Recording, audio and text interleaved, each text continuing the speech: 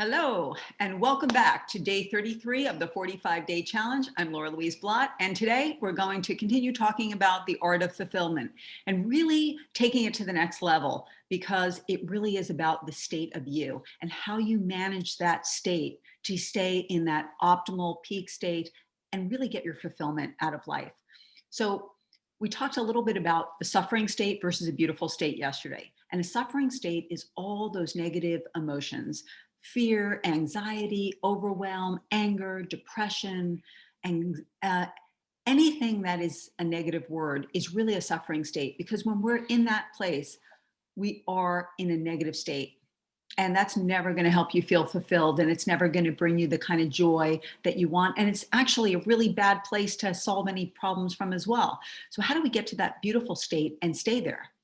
Well, we want to be able to identify the triggers that put you into that suffering state. So there's three triggers that I wanted to go through with you today. The first is loss. This is when you've either already lost something or you're fearful that you're going to lose something in the future.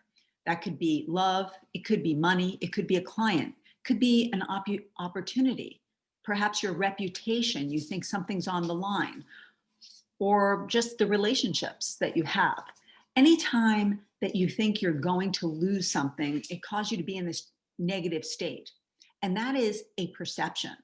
You see, if you really think about it, you'll probably be able to look at a period in your life where you thought something really negative was happening and you felt really bad about it, but it then turned out to be a catalyst for something really great. And had that not occurred, you wouldn't have been able to take the opportunity that presented itself or had the experience or the knowledge to go forward in something else. Life is a training ground, and it is all very cyclical, but those cycles are there for a reason, to teach us, to help us grow, and to prepare us for what's coming next. So if you put yourself into that state of mind and try to identify when you're going through something of loss so that you can get yourself out of it. The second one is less. This is when you believe something will cause you to have less, either has already happened or will happen. That could be resources that you have. Perhaps you're downsizing a business, perhaps you're downsizing a home, maybe you have less money coming in because you've lost a client or didn't get the clients that you thought you were going to get. Perhaps it's energy because you know you're gearing up for something and you're going to have a lot less energy. Maybe it's time. You have less time with your family and your friends. Whatever it is, when you put yourself in that state of thinking you're not going to have enough of something, that's very negative. And again, it's a perception. So you need to catch yourself in that state of less and reverse it, reverse engineer how you're not going to have less. What are you gaining? What can happen? What are the opportunities? And think about what you already have that's great in your life. Then the third one is never. And I think this is probably the most dangerous, because you're consumed by a belief that you're never going to have something that's really important to you. That can be happiness. It could be your health. It could be a job you were looking to get. Perhaps it's the money you were anticipating being paid. Maybe it's a career or business that you had thought you'd have the opportunity to start and you haven't done it yet. Whatever it is, remember, your brain is going to that survival mode. So never say never. Don't indulge in that survival mode. There's no absolutes in this world.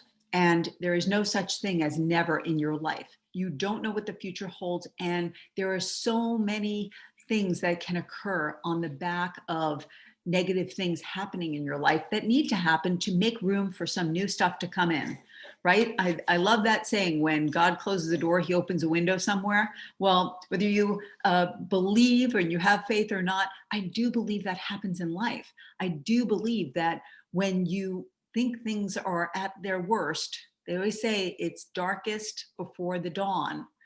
And sometimes you need to go through something that can be very difficult in order to get to the next level.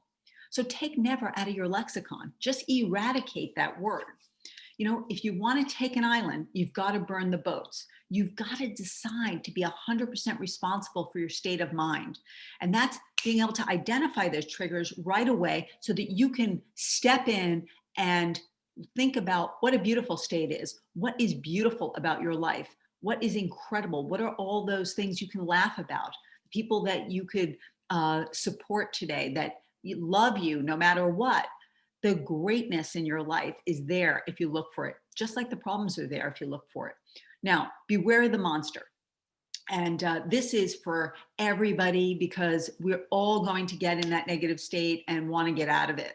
So we call it the 90-second rule. You're rolling down the hill fast, and you know that you're feeling really bad. Well, you can catch yourself. You can catch yourself and give yourself 90 seconds to breathe deeply, live in that beautiful state, go there, get your gratitude on, and decide you're going to change your state. And you have a lot of reasons to do it because number one, you're going to solve anything difficult in a beautiful state way better than you're going to do it in a suffering state.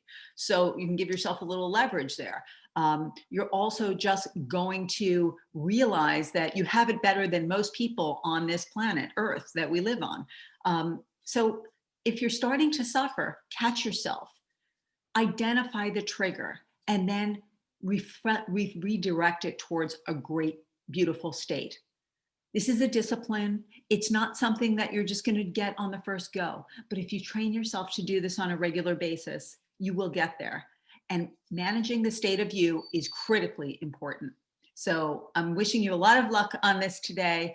I'm wishing life and business on your terms, an extraordinary life. And thanks for joining me today. The state of you is the state that you want to be at your best in.